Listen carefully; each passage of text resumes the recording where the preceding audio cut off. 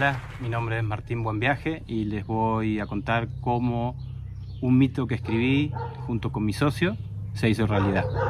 Me dediqué 20 años al mundo publicitario y casi la mayoría eran empresas multinacionales y muy industriales, pero pensaba que ese era mi trabajo en la vida y estaba bien porque me daba mi sustento económico para poder vivir y para poder darme mis gustos. Durante mucho tiempo pensé que eso estaba bien, estaba, como dicen, en una zona de confort, y un día me tocó un pitch, que es un concurso para concursar una marca de mezcal industrial muy grande, y ese fue el último pitch que tuve, y ese pitch era empezar a conocer el mundo del mezcal, pero desde el lado del marketing, y el pitch lo perdimos, y a raíz de eso tomé la decisión junto con mi socio a sacar nuestra propia marca de mezcal. Tuve un viaje en Oaxaca con un maestro mezcalero que se llama Don Felipe, y ahí bueno, fue como el punto de inicio de cambiar mi vida. A raíz de eso decidí abandonar todo el mundo de la publicidad y me hice hippie, como dicen, y empecé a viajar por un México que no conocía, y decidí empezar a explorar y a viajar, y me tocaron viajes para conocer un México mucho más antiguo, un México más del origen, más de las comunidades, y bueno, empecé a tener contacto con los mayas en Chiapas, viajes muy mágicos también en el desierto, con los huicholes, vuelos de tradición. Empecé a conectarme mucho con los indios y empecé a pensar cómo se relacionaban ellos con los animales. Para mí no son mitos, sino que para mí siempre fue una conexión verdadera, porque ellos sí estaban todo el tiempo en la naturaleza. Ellos me enseñaron a pensar diferente. Ellos me enseñaron a valorar la tierra, a valorar la naturaleza, a valorar lo que realmente considero hoy en mi vida que es esencial para vivir, y así fue como renuncié al mundo de la publicidad y me dediqué de lleno a esta aventura. El nombre que le pusimos al proyecto fue Buenviaje. Realmente salió por una sincronicidad, porque habíamos pensado muchos nombres y ninguno quedaba, hasta que en un encuentro que estábamos muy a gusto con nuestro corazón, dijimos qué buen viaje es todo el mezcal, y ahí quedó.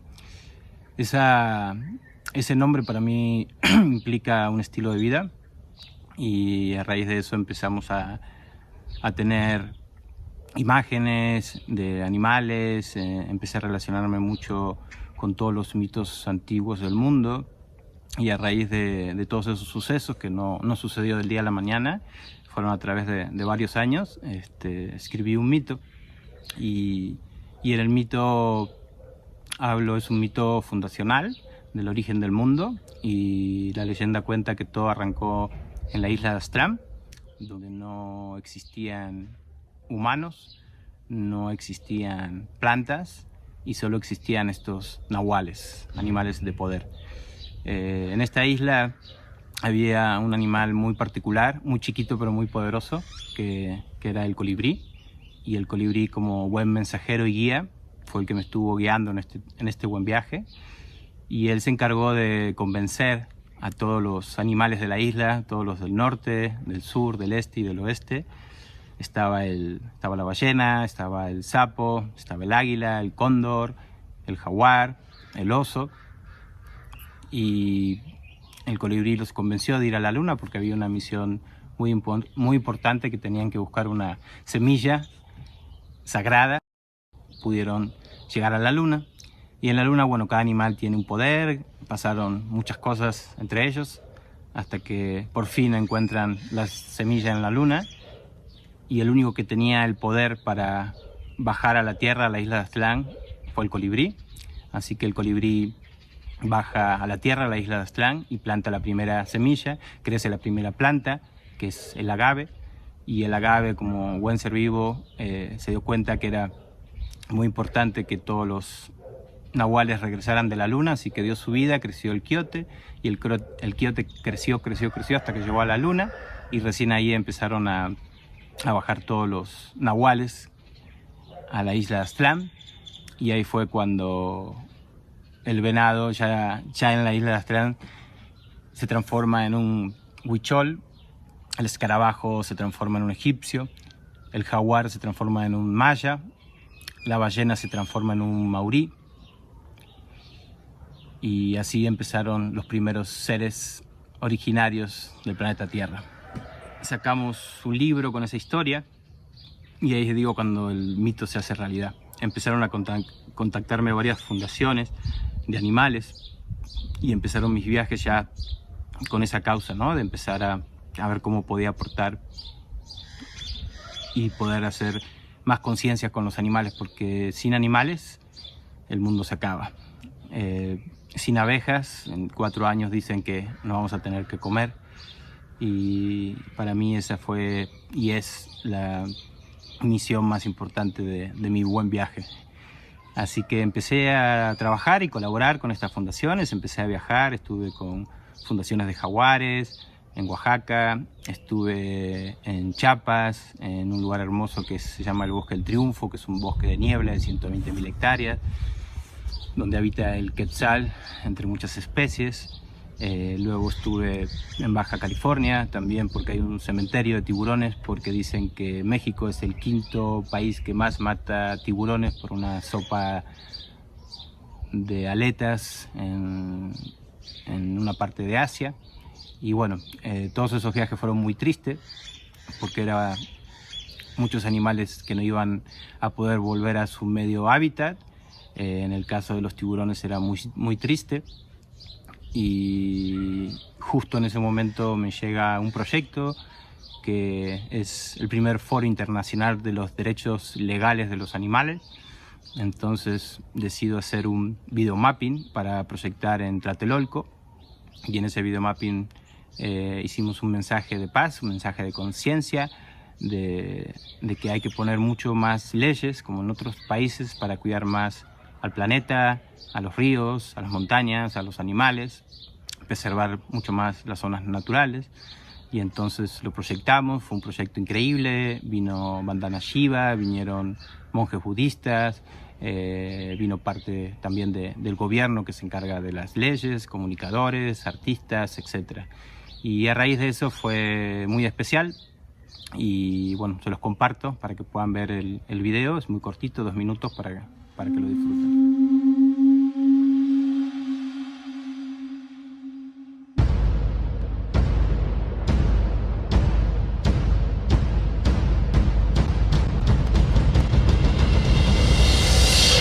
Este es el mundo.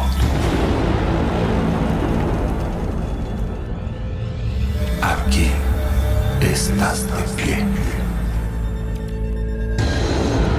¿Por qué los ríos y los mares no tienen derechos?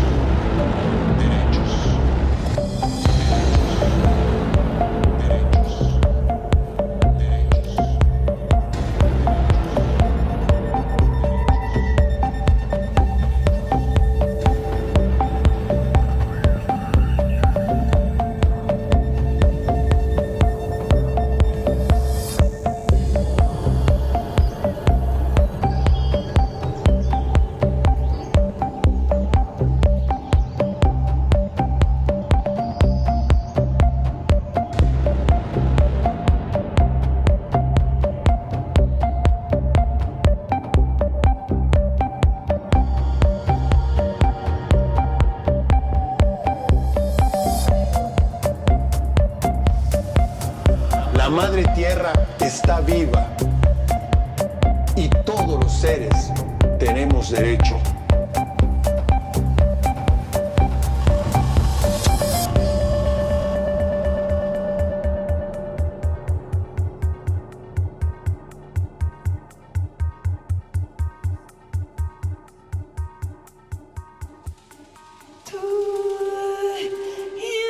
Gracias gracias a eso me empecé a relacionar con muchos, además de muchas fundaciones y ONG, con muchos biólogos, científicos, también artistas, y empecé a ver cómo podía generar más conciencia, aprendiendo los datos duros, como dicen, de toda la parte científica y biológica, pero también nunca dejar de lado el tema espiritual de los antiguos hombres medicinas, chamanes, como así les dicen. Los chamanes, no creo en todos, sino en los verdaderos. Interesante porque conocí a este personaje, que él no se llamaba el encantador de ballenas, pero bueno, él había hecho un experimento en la Baja California. Me platica de su experimento, que en Laguna Ojo de Liebre, Baja California Sur, Guerrero Negro, donde habitan las ballenas grises, donde eligen ese lugar para dar a sus crías y también para morir. Es un lugar muy especial porque ahí fue donde se dio la matanza más grande de ballena de todo el mundo. Y me dice, hice este experimento donde le leo poesía a las ballenas y las ballenas se acercan más. Al principio me costó un poco creerlo, pero a veces trato de creer en todo para abrirme más a este tipo de cosas.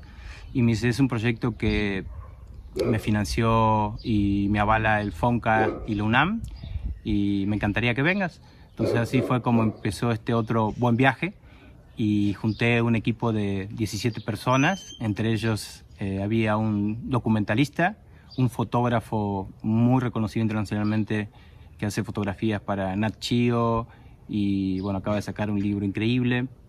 Sus fotos para mí son arte, y además es una persona con muchísima conciencia sobre la conservación de los mares. Vino también una mujer que trabaja con medicinas, con rituales, con ceremonias. Vino un músico, vino un naturalista que sabe muchísimo de todas las especies, vino un psicólogo, ilustrador, museógrafo, que también está muy conectado con las mitologías, y vino otra persona que también graba los sonidos debajo del agua. Entonces ahí fuimos un equipo de 17 personas, una semana, a este lugar increíble, mágico, donde habitan estos seres, las ballenas grises, y el experimento duró una semana, muy poco pero muy intenso y muy fuerte. No tuvimos señal, así que fue, creo que una de las grandes cosas para desconectarnos y conectarnos, y fue una experiencia a todo nivel, con las personas, con el arte, con la ciencia, con la poesía, y de alguna manera muy extraña, las ballenas, si bien se te acercan, porque son muy amigables, por decirlo, con el ser humano, de esta forma se acercaban mucho más, dependiendo lo que leíamos, aunque no creo que entiendan el idioma español. Yo creo que entendían más las energías de nuestro corazón, y pasaron cosas increíbles. Hubo un momento que había, uno de los últimos días, que había cero expectativas según los lancheros, por las condiciones climáticas, y ese día que salimos sin ninguna expectativa, pero con el corazón bien abierto, bueno, fue una sinfonía de tortugas, delfines, ballenas, fue un éxtasis para todos, fue un revivir. Les voy a compartir algunas imágenes de lo que fue el viaje. I see trees of green, red roses too. I see them bloom for me and you. And I think to myself, what a wonderful world.